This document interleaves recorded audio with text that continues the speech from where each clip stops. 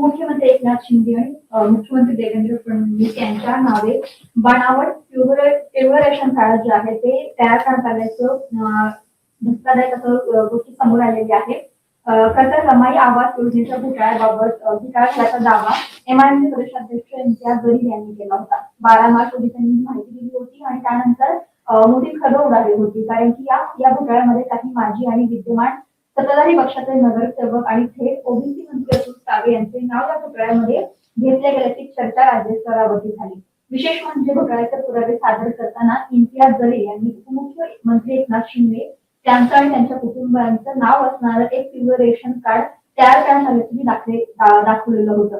या प्रकरणानं शासकीय यंत्रणेतही मोठी खळबळ उडालेली होती. पुरवठा विभागाने याची गंभीररित्या दखल घेतली आणि त्यानंतर रिक्त स्थिती चौकी पोलीस ठाण्यामध्ये तक्रारही दाखल केली होती. यावरून पोलिसांनी अज्ञात व्यक्तीविरोधात गुन्हाही दाखल केला. इम्तियाज जलील यांनी पत्रकार परिषदेमध्ये पिवळ्या रंगाचे रेशन कार्ड दाखवत उपमुख्यमंत्री एकनाथ शिंदे राहणार आंबेडकर नगर, छत्रपती संभाजीनगर, त्यासोबतच त्यांच्या पत्नीचं नाव लता शिंदे, मुलगा श्रीकांत, सून विशाली आणि नातू रुद्रांश अशी नावं या पिवळ्या रेशन कार्ड मध्ये असल्याचंही समोर आणलं होतं. विशेष म्हणजे या रेशन कार्ड वरती सक्षम अधिकाऱ्याच्या शिक्का आणि स्वाक्षरी सुद्धा होती. 13 मार्च रोजी जिल्हा पुरवठा अधिकारी प्रवीण फुलारी यांनी या गुन्हा दाखल करण्याचे सूचित केलं होतं. शिंदे या रेशन कार्डची शहानिशा केली असता शासकीय योजनेतील अपहार संदर्भात प्राथमिक गोष्टी समोर आल्या होत्या. महत्वाचं म्हणजे हे जे रेशन कार्ड होतं ते हस्तलिखित होतं, परंतु मागील 2 वर्षांपासून सरकारतर्फे ऑनलाईन शिधापत्रिका देण्यात येत असल्याचे देखील फिर्यादीमध्ये नमूद केलेलं आहे. त्यामुळे हा खूप मोठा घोटाळा आपण म्हणू शकतो.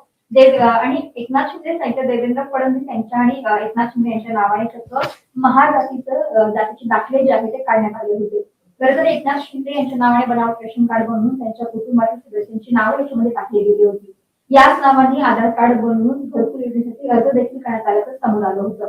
या प्रकरणानं अर्थातच खळबळ आलेली आहे, कारण की उपमुख्यमंत्री एकनाथ शिंदे आणि देवेंद्र फडणवीस या दोघांचे रेशन कार्ड काढण्याचं समोर आलं आहे आणि यावरूनच इम्तियाज जलील यांनी हा घोटाळा समोर आणलेला आहे. याच्यामध्ये अनेक मोठी नावं सुद्धा समोर येऊ शकतात असं इम्तियाज जलील यांनी म्हटलेलं आहे.